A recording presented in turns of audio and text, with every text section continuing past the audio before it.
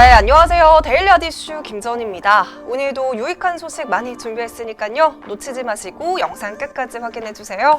네, 그럼 2월 7일 데일리 아디슈 시작하겠습니다. 먼저 간밤 뉴욕 증시에서 주요 지수가 4거래일 연속으로 상승세를 보이면서 이날도 3대 지수 모두 사상 최고치를 기록했습니다. 증시 흐름을 간략하게 설명을 하자면 먼저 중국이 일부 미국산 제품에 대한 관세를 절반으로 낮춘다고 밝히면서 상승으로 출발했습니다. 하지만 여전한 신종 코로나 바이러스 우려 지속으로 매도세가 나타나면서 증시를 주춤하게 하는 듯 했는데요.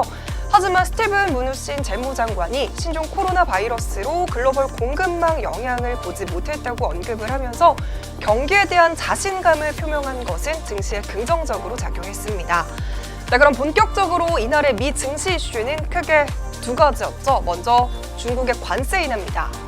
중국 국무원 관세세칙위원회는 오는 14일부터 미국산 제품 약 750억 달러어치에 대한 관세율을 절반으로 낮춘다고 밝혔는데요. 이로써 기존의 관세가 10% 부과되던 제품은 5%로, 기존 관세가 5%였던 제품은 2.5%로 각각 인하됩니다. 중국이 이렇게 관세를 낮춘다는 방안을 발표하면서 미중 1단계 무역합의에 대한 기대감 역시 커졌는데요. 스티븐 무누신 미 재무장관도 신종 코로나 등에도 중국이 1단계 무역 합의를 계획대로 이행하는데 문제가 없을 것이라고 발언을 했습니다. 또한 2단계 무역 합의가 된다면 대중국 관세를 더 줄일 수 있다는 입장도 재확인하면서 무역 합의에 대한 기대를 키웠습니다. 두 번째 미 증시 이슈, 바로 양호한 기업 실적입니다. 이날 발표한 기업들의 양호한 실적 역시 증시 상승에 탄력을 제공했는데요. 트위터의 지난해 4분기 매출이 사상 처음으로 1조 달러를 돌파했고요. 사용자 수도 시장 예상보다 큰 폭으로 증가했다고 밝히면서 이날 15%가량 급등했습니다. 팩트셋에 따르면 S&P 500기업의 60% 이상이 실적을 발표한 가운데 이 중 71%가량의 순이익이 시장 예상을 상회했다고 밝혔습니다. 이처럼 그동안 불안했던 글로벌 경제가 점차 긍정적인 방향으로 옮겨가고 있는 모습을 보이고 있는데요. 국내 증시로 넘어가 볼게요. 어제는 외국인과 기관의 동반 매수에 증시가 정말 큰 폭으로 급등하면서 마감을 했죠. 그러나 오늘은 약간 숨고르기를 하는 양상이었습니다. 양지수 모두 하락으로 출발하면서 조정을 받는 모습이었는데요. 자세한 장마감 지수는 화면으로 살펴보시죠.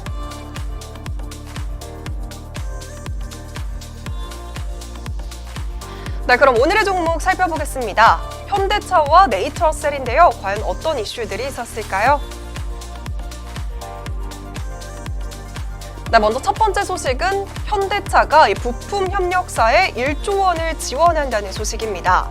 얼마 전 신종 코로나 바이러스로 중국에서 부품 공급이 중단이 되어서 현대차 5공장의 가동이 중단되었다는 소식을 전해드린 바 있었죠. 현대차를 비롯해서 쌍용차와 르노 삼성차의 국내 공장들이 중국산 부품 공장 폐쇄로 최대 일주일가량 셧다운 상태가 지속되면서 각 회사의 계열사부터 부품 협력사까지 연이어서 피해가 나타나고 있습니다. 이에 따라 현대자동차 그룹에서는 신종 코로나 바이러스의 확산으로 어려움을 겪고 있는 중소협력사를 위해 1조 원 규모의 자금을 지원한다고 밝혔는데요. 와이어링 하니스를 생산하는 협력사들의 공장이 빠른 시일 내로 가동을 재개할 수 있도록 산둥성 지방정부와도 협의를 시작했습니다. 이번 지원 방안에 대해서 좀 더 자세하게 설명을 드리자면요. 현대차와 기아차를 포함해서 현대차 그룹을 납품하고 있는 350여 개 협력업체가 그 대상이고요. 1조 원을 어떻게 지원을 하는지 찾아봤더니 경영자금, 무이자 지원, 그리고 납품 대급과 부품 양산 투자비 조기 결제 등을 포함해서 총 1조 원 규모의 자금을 지원을 한다고 하더라고요. 현대차 그룹의 1차 협력사는요, 대략 350여 곳입니다. 하지만 1차 협력사로만 끝나는 게 아니죠. 이 부품을 공급하고 있는 2, 3차 협력사는 약 5천여 곳에 달하고요. 근로자 수를 따지면 약 50만 명 정도입니다. 이 말은요, 현대차 공장이 정상적으로 가동이 되지 못하면 협력사 공장 역시 경영에 빨간불이 켜진다는 말입니다. 셧다운 상태가 장기화되면 이 자금 여력이 충분하지 않은 중소협력사들의 줄도산마저 우려가 되고 있기 때문에 1, 2, 3차 협력사에 직간접적으로 피해가 예상되고 있습니다. 하지만 이번 현대차그룹의 1조 원 지원이 협력사들에게 분명 희망이 되지 않을까 합니다. 현대차그룹은 이 효과가 확산이 될 수 있도록 1차 협력사들이 2, 3차 협력사에도 대금을 앞당겨서 지급하도록 유도할 방침이라는데요. 현대차의 선한 영향력에 정말 마음이 따뜻해지는 것 같습니다. 네, 두 번째 종목은 네이처셀입니다. 어제부터 인기 검색어 상단에 자리 잡고 있는 기업이죠. 퇴행성 관절염 치료제에 대한 허위 과장 광고 등으로 이 주가를 조작해서 부당 이득을 챙겼다는 혐의로 기소되었던 라정찬 네이처셀 대표가 1심에서 무죄를 선고받았습니다. 이 소식이 오늘 네이처셀 상한가를 기록하기도 했는데요. 검찰에 따르면 앞서 2017년 라 회장은 식품의약품안전처에 줄기세포 치료제 후보물질인 조인트스템에 대한 조건부 품목 허가를 신청하는 과정에서 허위 과장 보도자료를 배포하는 등 주가 조작으로 235억 원 상당의 부당 이득을 취한 혐의로 기소가 되었고요.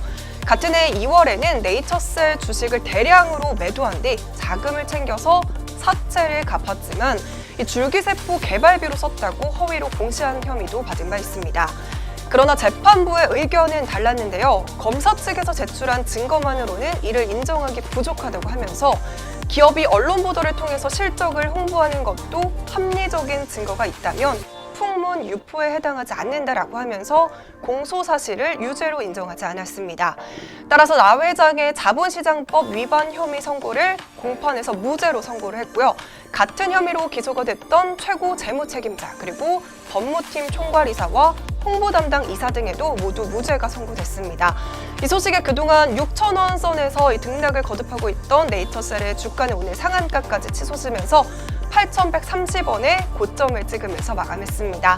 네, 이렇게 오늘은 현대차와 네이처셀 소식으로 데일리아 이슈 마무리하겠습니다.